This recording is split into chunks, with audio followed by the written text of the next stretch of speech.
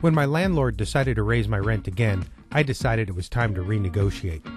Due to W's economic policy of helping Americans by bombing Iraq, there were tons of apartments open in Chicago, and when my landlord with his 5 empty apartments wouldn't renegotiate the rent, I was out of there. During a snowy Thanksgiving week in 2002, I moved about 150 yards from where I'd been living for 7 years. This new apartment that was less than a quarter of a mile away would have been a pain to drive back and forth to. To get to the back alley at the new location would have required going through at least 2 lights, if not even 3. But to ride a bike or walk would be simple. I really didn't have too much stuff, but a lot of it was super fragile. I had my own Bob trailer and borrowed a then Fresh Air trailer, now known as Bikes at Work. Search them on the web. The bicycle is my trusty Schwilson. The bike originally came out of the garbage on a Passover night in Skokie, Illinois.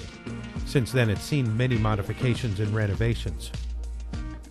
During my move, it had snowed pretty hard, and there was about 3 inches of fresh snow, and it was really cold. The first load to go is all art and antiques. I wanted to move the fragile stuff while I was still full of energy, and then move the heavier stuff later.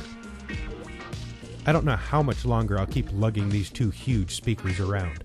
They each weigh 65 pounds without the packing material. It's probably been 4 years since I've used them.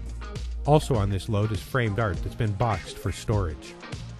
You can see that this load was really tall and did require a bit of finesse going over the bigger speed bumps. Here you can see how much snow there is in the deep shadows. This was shot from the new 3rd floor apartment. Yes, the old one was the 3rd floor as well. Here's the same shot a couple of hours later. This load is general stuff. Desk hardware, camping gear in the back, fragile antiques in the front, and the usual stuff. I found the biggest issue when dealing with a load of this weight is that the bike is super squirrely leaning up against walls and trees, but at the same time if you lay it down, it's really tough to pick it up. This load is anchored with a small rolling rack. It has a 1400 VA UPS and the external power supply for my mixing board, and a bit of miscellaneous outboard audio gear. Additionally, this load has 2 other flight cases on it. They're full of cables and microphones and other assorted computer and audio gear. They each probably weigh about 45 or 55 pounds. Gareth pitched in for a few loads on the day before Thanksgiving. My new place was so close to his that I could see his rooftop from my back window. You can see that he brought his bike and Bob's skewer, but was using my Bob trailer. The last load he took for me was a strange one, with both gear for my small sailboat and all my snowshoes. This load was not possible until a bit of snow was shoveled in the back. The base layer is all books and videotapes. I think the blue box was all lighting gear. I'm sure that my suitcase is stuffed full as well. The box above it has a mobile that I was working on for a Critical Mass art show.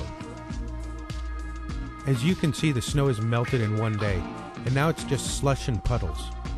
This is my waterbed, mostly drained, a 32-channel mixing console, and a Bob trailer box packed full of audio cables.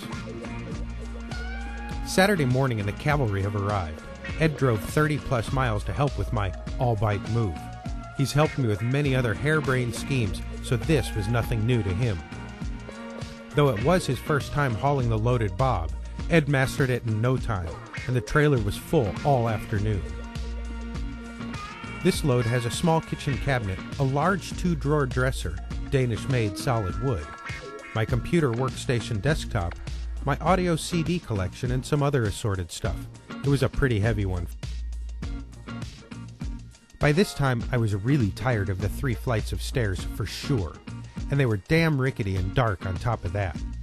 This was the second of 2 days that Ed saved my butt. This was the big daddy of them all. This load included my NT server, 3 workstations, and my full-size rack, plus printer and some shelves. As you can see, every space is maximized inside the rack. The boxes on top of the rack are all dishes and other kitchen items.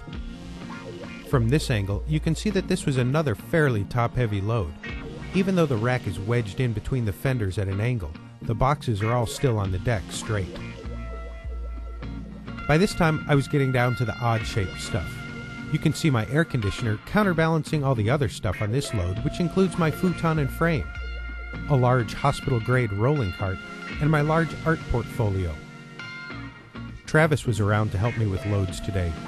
Travis manned my bob and helped with many trips up and down the 6 flights of stairs. This was on Thanksgiving Day that he helped me, even before he went to the store to buy a turkey. You can see that I started the next day with a relatively light load that was not packed as efficiently as it may have been. This load was comprised of 3 tables and a few chairs, a couple of televisions, and a couple of other kitchen boxes. The last load of the evening felt late at night, but was probably only about 5 o'clock. This is a really strange assortment of stuff, and the only thing I can think of is that I held it all together to form one good load. Man, I wonder where this microwave oven is. We really need one now. Ours is shot. The small blue rack has another power supply and all of my telephone interfaces, some power conditioning, and a small video router. I found this rack in a pile years ago and love it. Now I wish I'd have pulled my XL1 out of the silver case and shot video instead of just stills, but who knew YouTube would be around? Straddling the axle is my massive 220 V8 uninterruptible power supply.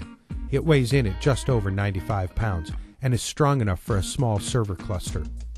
The big box is a 21-inch Sun monitor. A week later I gave it away and replaced it with a flat screen. On top of this one are the legs to my desk and an antique chair that I've had for more than 20 years. Though this no doubt seems a bit extreme to many of you, just as the fact that so many of you drive huge SUVs every day is extreme to many of us dedicated bike riders. If you'd like to learn more about this great trailer, visit www.bikesatwork.com. To see the original stills of this move, point your browser to www.metrodigital.com/mass/events/move. The Schwilson is fully documented here at danielkopal.com/bikeography/Schwilson. Remember, the grocery store is an easy trip. Try it this weekend.